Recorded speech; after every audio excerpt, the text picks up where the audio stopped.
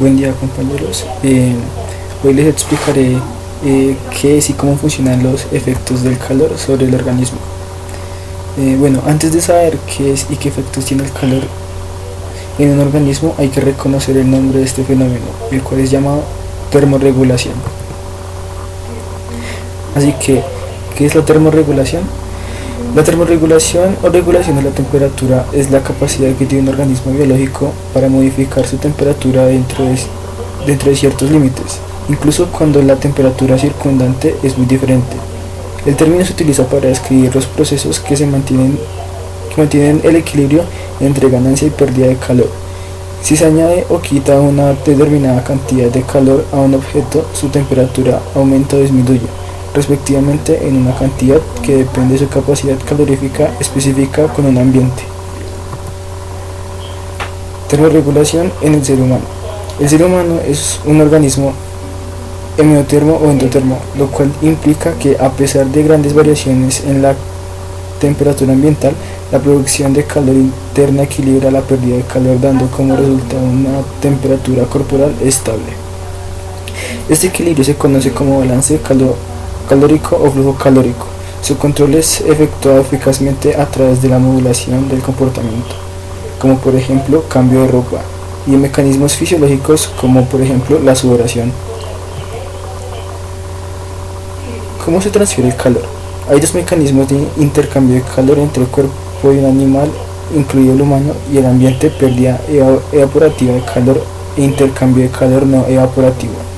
El intercambio de calor no evaporativo representa la suma de dos flujos de calor debido a la radiación, convección y conducción.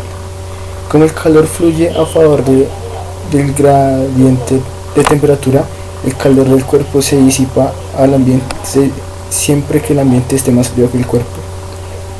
La temperatura corporal de los endotermos, como el humano, es generalmente superior a la temperatura ambiental, por lo cual la mayor parte del calor que se produce en estos organismos se pierde por radiación. La conducción o convección.